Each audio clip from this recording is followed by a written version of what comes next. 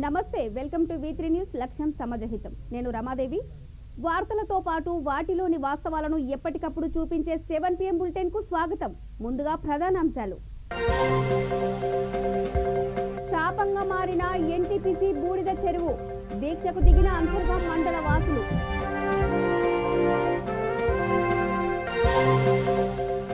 CC Nagar లో 2 పడకల ఇల్లు అందుబాటులోకి ప్రారంభించిన మంత్రులు కేటీఆర్, తలసాని.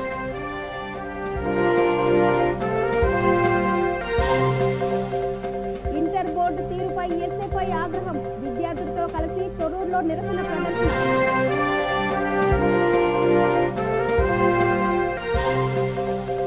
వేతనాలు పెంచాలని కార్మికుల డిమాండ్, నిర్మల్ మున్సిపల్ కార్యాలయం ఎదుట వంట వార్పు.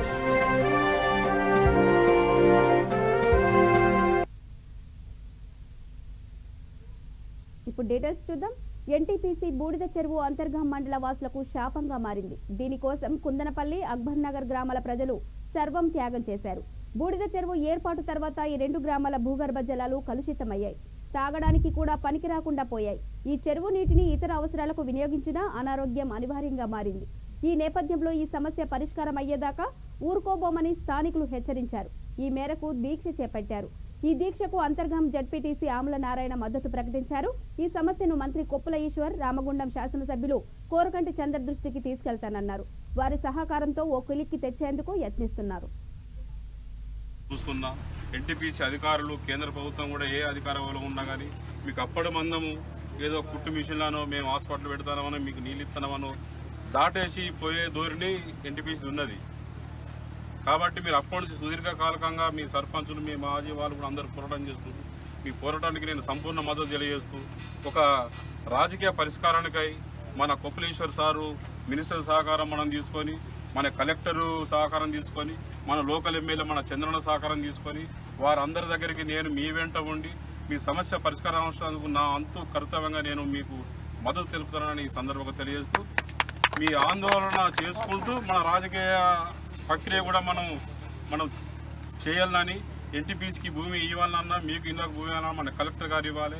కలెక్టర్ గారు ఇవ్వాలన్నా మన మినిస్టర్ గారు కలెక్టర్కు చెప్పాలి. కలెక్టర్ సంతకం మన మినిస్టర్ గారు సంతకం చేసి కలెక్టర్కి పంపించాలి. అప్పుడు కలెక్టర్ దీన్ని ప్రాసెస్ చేసి మన NTPC అధికారులతో, HR వాళ్ళ అధికారులతో, GMలతో మాట్లాడి ఈ మహిళలకు గర్భసంచుల విషయం కానీ, కిడ్నీల విషయం కానీ, వాళ్ళ ఇంట్లో బావి తోడితే అందులో బూడిదచ్చుడు కానీ, నీళ్ళ విషయం కానీ, క్యాన్సర్ విషయం, అనారోగ్య కారణాల చేత వీళ్ళు మరణిస్తారు. కాబట్టి 56 ఏళ్ళకే వీళ్ళకు ఆయుష్ వస్తుంది. కాబట్టి ఆ ఉద్దేశంతో మనం అందరం కూడా మీకు కూడా నేను చంద్రన్న, ఈశ్వరన్న, కలెక్టరు నేను మీకు పూర్తిగా సహకారం చేస్తాను. ఈ సందర్భం తెలియజేస్తూ తప్పనిసరిగా మీకు నా 11 కాలం మీకు చేసి మీ గ్రామాన్ని నేను పక్కకు తీసుకుపోయేందుకు.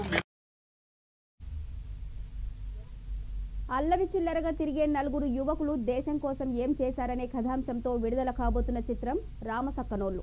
ఈ సినిమాను ప్రతి ఒక్కరూ ఆదరించి హిట్ చేయాలని ఆదిలాబాద్ జిల్లా కేంద్రానికి చెందిన ప్రముఖ దర్శకుడు ఫయీం సర్కార్, కథానాయకుడు సుధీర్ ప్రేక్షకులను కోరారు. జనవరి 1న ఉభయ తెలుగు రాష్ట్రాల్లోని 105 థియేటర్లలో ఈ సినిమాల విడుదల కానున్నారు.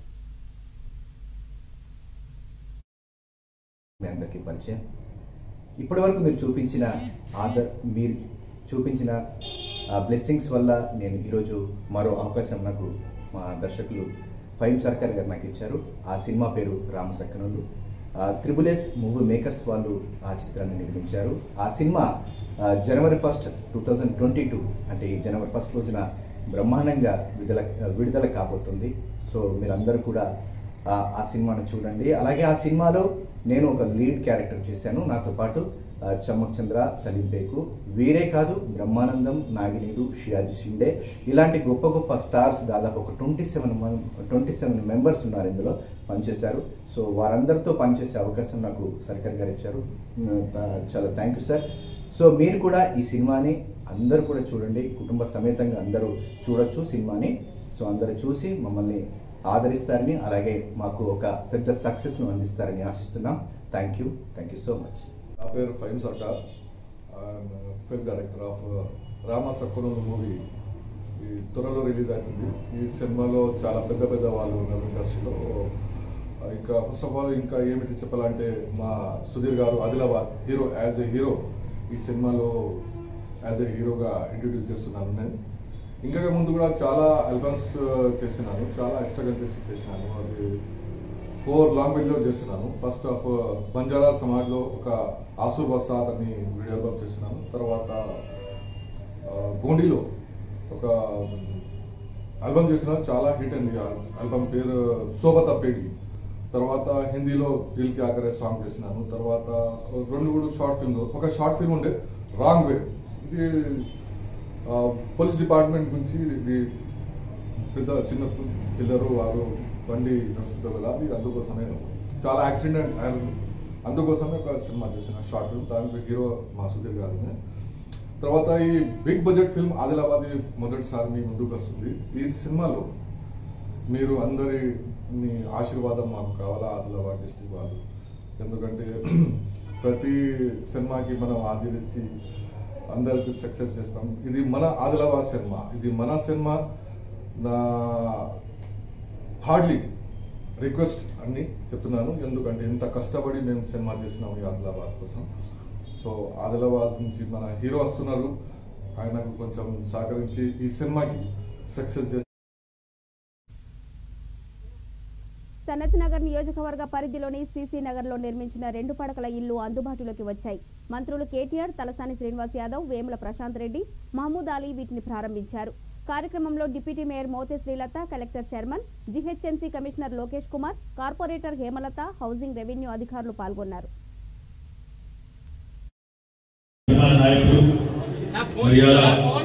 హైదరాబాద్ జనరల్ 9 గంటల బయటకు రాదు.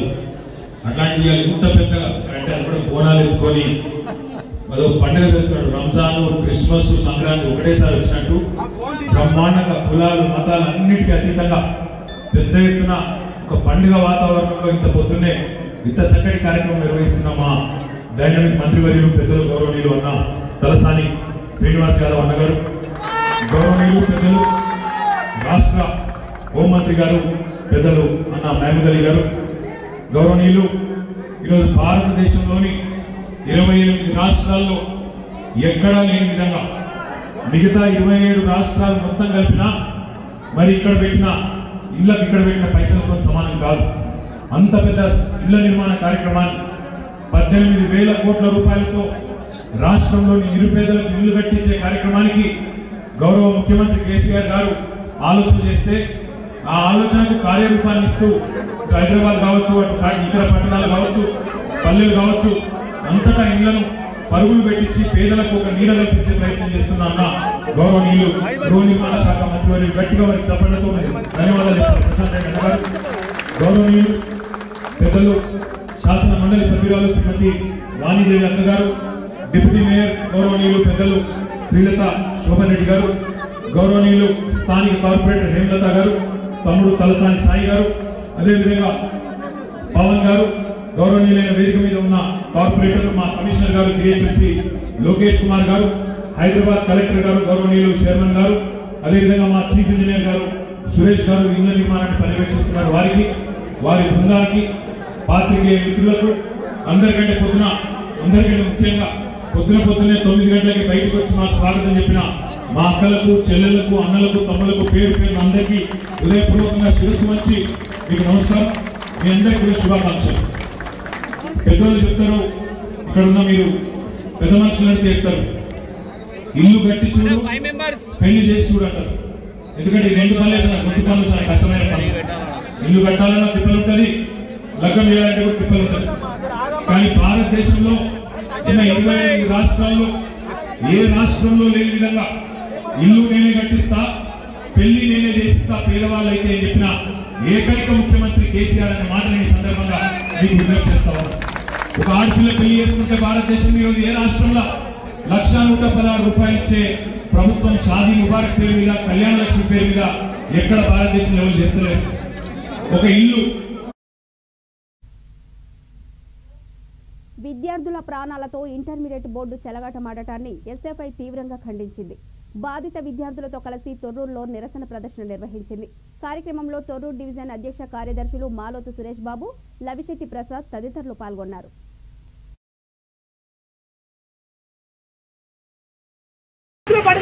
కారణమైంది. ఇవాళ కూడా ఈ ఇంటర్ బోర్డు 50% మార్కులతోనే ఇవాళ విద్యార్థులను ఫెయిల్ చేసి ఇవాళ వాళ్ళ ఉసురు పోసుకుంటా ఉంది. తక్షణమే ఏ ఒక్క విద్యార్థి కూడా రాష్ట్రంలో ఎవరు అధైర్యం లేకుండా ఎవరు చనిపోకుండా ఇవాళ ధైర్యంగా ఇవాళ పోరాటాలు జరిపి ఇవాళ మన యొక్క హక్కులను సాధించుకుందాం. ఇవాళ ఏదైతే ఇంటర్ బోర్డులో జరిగిన అవకతవకలపై సమగ్ర విచారణ జరిపించి ఏదైతే ఫెయిల్ అయిన విద్యార్థులకు తక్షణమే పాస్ చేయించి కనీస మార్కులు ఇవాళ విద్యార్థులకు ఎన్నడూ లేకుండా ఈ సంవత్సరం కరోనా కష్టకాలంలో విద్యార్థులకు తరగతులు కూడా నిర్వహించకుండా పరీక్షలు పెడతా ఉంది. ఎప్పుడో గతంలో చెప్పాను నిజంగా ఇవాళ క్లాసులు జరగాల, విద్యార్థులకు ట్యాబులు, సెల్ ఫోన్లు, ల్యాప్టాప్లు అన్ని ఇవ్వాలా. ఇవాళ విద్యార్థులు నష్టం చేయకుంటే ప్రయత్నం జరుగుతూ ఉంది కనుక విద్యార్థులకు న్యాయం చేయాలనేసి ఎస్ఎఫ్ఐగా మేము చెప్పడం జరిగింది. ఈ రాష్ట్ర ప్రభుత్వం ఎస్ఎఫ్ఐ వాగ్దానాలను తుంగలో తొక్కి విద్యార్థుల మీద వాళ్ళు నష్టం చేకూర్చి వాళ్ళ తరగతులు నిర్వహించకుండా వాళ్ళ ఎగ్జామ్ చేస్తారు. ఈ ఎగ్జామ్లో 50% మార్కులతో వాళ్ళ విద్యార్థులు నిరాశకు గురవుతూ ఉన్నారు. మరి వీళ్ళు చనిపోతే ఈ ప్రభుత్వం బాధ్యత వహించాలా? ఈ ప్రభుత్వం కేసీఆర్ ప్రభుత్వం బాధ్యత వహించి తక్షణమే ఫెయిల్ అయిన విద్యార్థులను పాస్ చేయాలా? అలాగే ఏదైతే తక్కువ మార్కులు వచ్చిన విద్యార్థులకు ఉచితంగా పెంచిన పీఆర్సీ ప్రకారం 30% వేతనాలు చెల్లించాలని అవుట్సోర్సింగ్ కార్మికులు డిమాండ్ చేశారు. ఈ మేరకు నిర్మల్ మున్సిపల్ కార్యాలయం ఎదుట వంట వార్పు కార్యక్రమం నిర్వహించింది. కార్యక్రమంలో మున్సిపల్ సిబ్బంది పాల్గొన్నారు.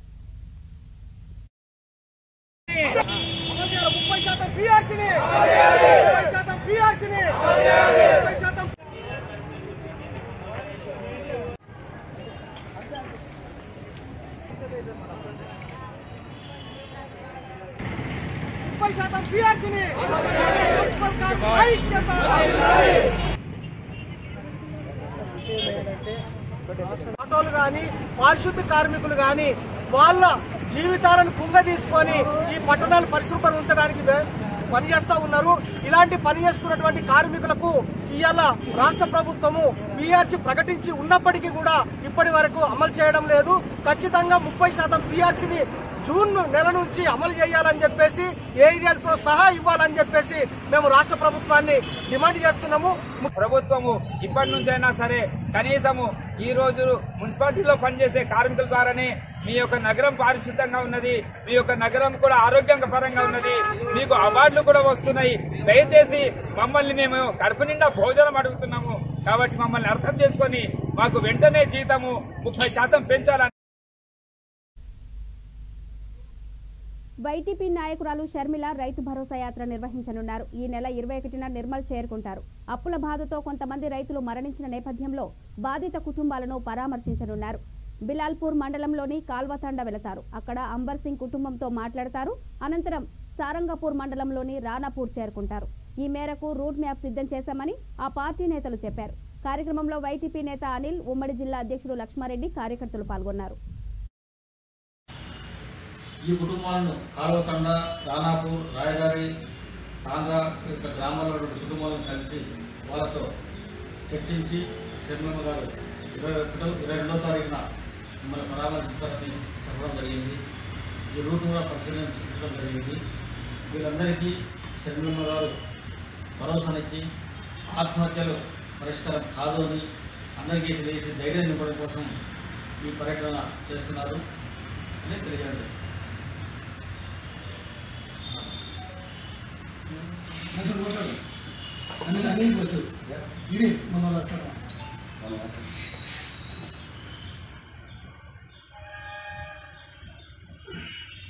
ఈరోజు తెలంగాణలో జరుగుతున్న రైతు ఆత్మహత్యల భాగంగా వైఎస్ షర్మిల గారు నిర్ణయం తీసుకోవడం జరిగింది.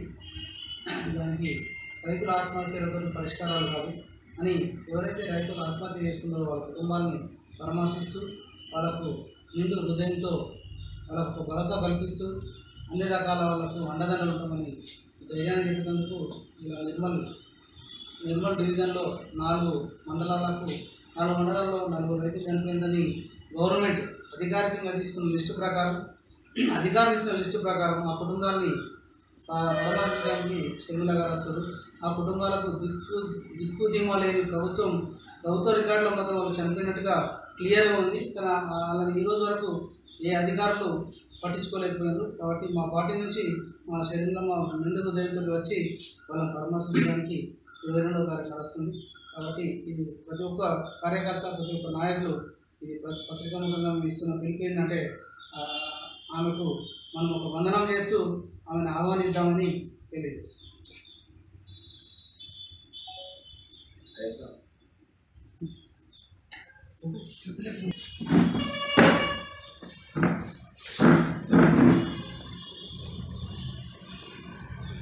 వైఎస్ఆర్ తెలంగాణ పార్టీ అధినేత వైఎస్ చంద్రారెడ్డి గారు ఈ నెల 22వ తారీఖున ఉమ్మడి ఆదిలాబాద్ జిల్లా అయినటువంటి నిర్మల్ నియోజకవర్గంలో 7 మండలాల్లో ఆవేదనతో ఈ ప్రభుత్వం చేస్తున్నటువంటి అరాచకాలను తట్టుకోలేక రైతులు ఆత్మహత్య శరణ్యం అనే విధంగా తయారు చేసి రైతులు ఆత్మహత్యలు చేసుకునే విధంగా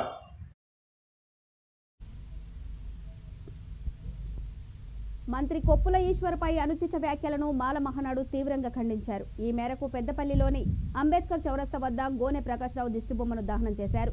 ఈ కార్యక్రమంని మాల మహానాడు రాష్ట్ర అధ్యక్షుడు నల్లాల కనకరాజు ఆధ్వర్యంలో నిర్వహించారు. రామగుండం ఎరువుల ఫ్యాక్టరీ కార్మికుల వద్ద డబ్బులు తీసుకుని ఉద్యోగాలు ఇప్పించారంటూ గోనె ఆరోపించారు. ఇలాంటి ఆరోపణలు ఇక ముందు చేస్తే నాలుకను రెండుగా చీలుస్తామంటూ హెచ్చరించారు. కార్యక్రమంలో కాంతయ్య, రాజేశ్వరరెడ్డి, దండే వెంకటేశం, గడ్డం రాజేశ్వరరెడ్డి పాల్గొన్నారు. రాష్ట్రంలో మాజీ ఆర్టీసీ చైర్మన్ గోనె ప్రకాశ్రావు గారు కొప్పుల ఈశ్వర్ మంత్రి గారి పైన, కోరకంటి చందర్ ఎమ్మెల్యే గారి పైన, రామగుండం ఎరువుల ఫ్యాక్టరీ విషయంలో, డంపింగ్ లేబర్స్ విషయంలో, కార్మికుల విషయంలో 5 లక్షల నుంచి 8 లక్షల రూపాయలు ఒక్కొక్క కార్మికుల దగ్గర వసూలు చేసి ఎమ్మెల్యే గారు, మంత్రి గారు అని అనుచిత వ్యాఖ్యలు చేసిన సందర్భంగా కొప్పులీశ్వర్ గారు ఎలాంటి అవినీతికి పాల్పడలేదని కార్మిక, కర్షక, దళిత, బహుజన నాయకుడు కొప్పులీశ్వర్ గారి పైన మరియు కోరకంటి ఎమ్మెల్యే చంద్రన్న పైన అనుచిత వ్యాఖ్యలు చేసిన గోనె ప్రకాశ్రావు గారి దిష్టిబొమ్మను పెద్దపల్లి జిల్లా కేంద్రంలోని అంబేద్కర్ విగ్రహం వద్ద ఈరోజు దిష్టిబొమ్మ దగ్ధం చేయడం జరిగినది. మచ్చలేని నాయకునిగా, కార్మిక నాయకునిగా, బహుజన నాయకునిగా అట్టడుగు స్థాయి నుంచి కింది స్థాయి నుంచి పై స్థాయికి 6 సార్లు ఎమ్మెల్యేగా, ఒకసారి చీఫ్ విప్గా, ఇప్పుడు మంత్రిగా కొనసాగుతున్న కొప్పులీశ్వర్, గౌరవ కొప్పులీశ్వర్ గారిపై అనుచిత వ్యాఖ్యలు చేసిన గోనె ప్రకాశ్రావుపై అనుచిత వ్యాఖ్యలు గోనె ప్రకాశ్రావు నాలుక కోస్తామని టీఆర్ఎస్ పార్టీ ఆధ్వర్యంలో పెద్దపల్లి జిల్లాలో అన్ని మండల కేంద్రంలో చేసిన ముఖ్య నాయకుల ఆధ్వర్యంలో కాలబెట్టడం జరిగింది. ఖబర్దార్ గోనె ప్రకాశ్రావు, మీ దగ్గర ఏమన్నా ఆధారాలు ఉంటే మీరు నిరూపణ చేయండి. మీ నోరు అంటేనే ఒక డ్రైనేజ్ నోరు పెట్టినట్టు ఉమ్మడి రాష్ట్రంలో కానీ తెలంగాణ రాష్ట్రంలో కానీ మీ సొంత పార్టీని విమర్శించిన చరిత్ర నీకున్నది. అన్ని రాజకీయ పార్టీలను, అన్ని రాజకీయ పార్టీ నాయకులను, ఎమ్మెల్యేలను, మంత్రుల స్థాయిలను విమర్శించే స్థాయి నీకున్నది. కాబట్టి నీ మాటలు ఈ రాష్ట్రంలో కానీ ఉమ్మడి ఆంధ్రప్రదేశ్ రాష్ట్రంలో ఎవడు పట్టించుకోడు. నువ్వు ఒక నియంతవు, ఒక దుర్మార్గునివి, ఒక దుష్టుడు, నీ అంత నీచుడు ఎవడు లేడు. నీ మాటకు అద్దు లేదు, అదుపు లేదు. ఖబర్దార్ గోనె ప్రకాశ్రావు గారు మా దళిత మంత్రి పైన మాట్లాడిన వాక్యాలను, మా కోరకంటి చంద్రాన్ని ఎమ్మెల్యే మీద మాట్లాడిన వాక్యాలను వాపసు తీసుకునే పక్షంలో తెలంగాణ రాష్ట్రంలో నేను తిరగనీయం. ముఖ్యంగా పెద్దపల్లి జిల్లా వాస్తవం వాడు పెద్దపల్లి జిల్లాలో నేను తిరగనీయం. నీ మాటలు వాపసు తీసుకునే పక్షంలో నీ నాలుక కోస్తామని చెప్పి మేము హెచ్చరిస్తున్నాం. ఖబర్దార్ గోనె ప్రకాశ్రావు గారు, ఖబర్దార్ గోనె ప్రకాశ్ గారు, ఖబర్దార్ ఖబర్దార్ ఖబర్దార్ ఖబర్దార్ ఖబర్దార్ ఖబర్దార్ డౌన్ డౌన్ గోనె ప్రకాశ్రావు, డౌన్ డౌన్ గోనె ప్రకాశ్రావు, డౌన్ డౌన్ గోనె ప్రకాశ్రావు. రామగుండం ఎరువుల ఫ్యాక్టరీ ఈరోజు ఓపెన్ అయింది. దాని మీద వందలాది మంది. తిరుపతిలో జరుగుతున్న అమరావతి రైతుల సభకు వెళ్తున్న వాహనాలను చిత్తూరు జిల్లా బాకారపేట వద్ద పోలీసులు అడ్డుకున్నారు. భారీ సంఖ్యలో వస్తే అనుమతించబోమని చెప్పారు. విడివిడిగా వెళ్లాలని సూచించారు.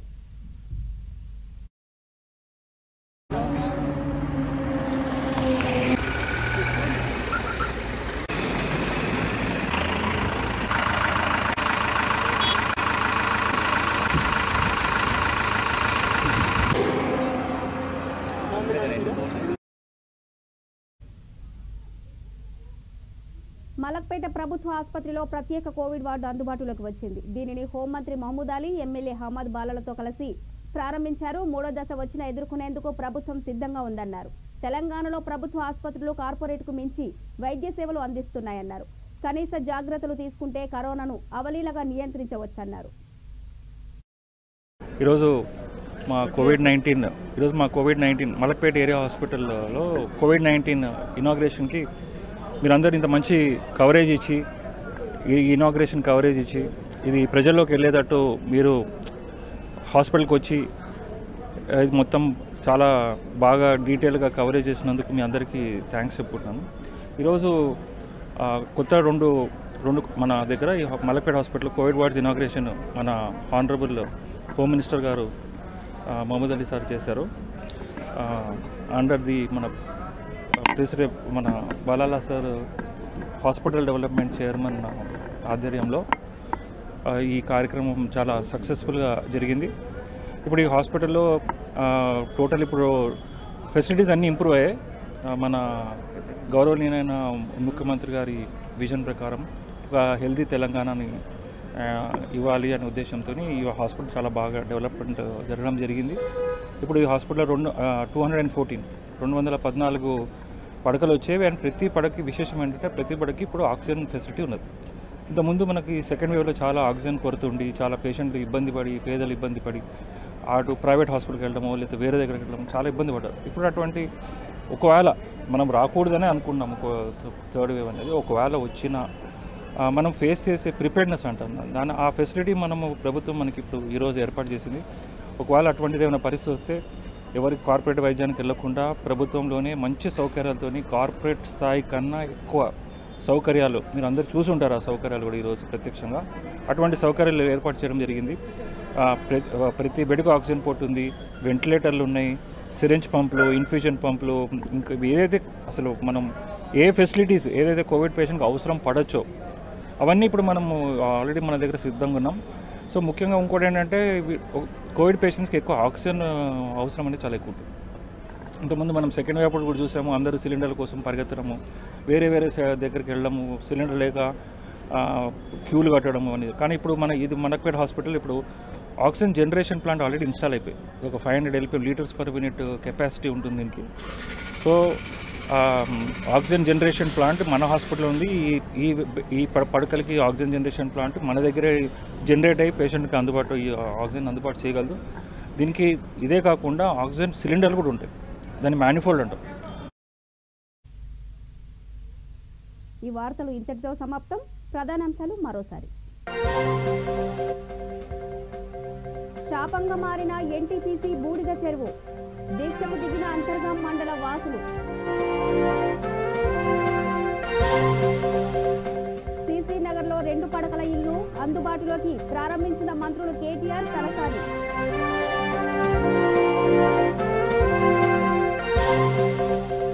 ఇంటర్ బోర్డు తీరుపై ఎస్ఎఫ్ఐ ఆగ్రహం, విద్యార్థులతో కలిసి తొర్రూరులో నిరసన ప్రదర్శన.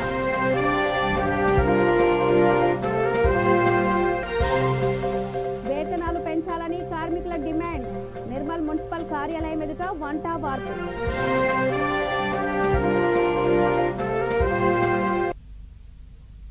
ఇవి బులెటిన్ అప్డేట్స్. చూస్తూనే ఉండండి V3 న్యూస్, లక్ష్యం సమాజహితం. నమస్తే.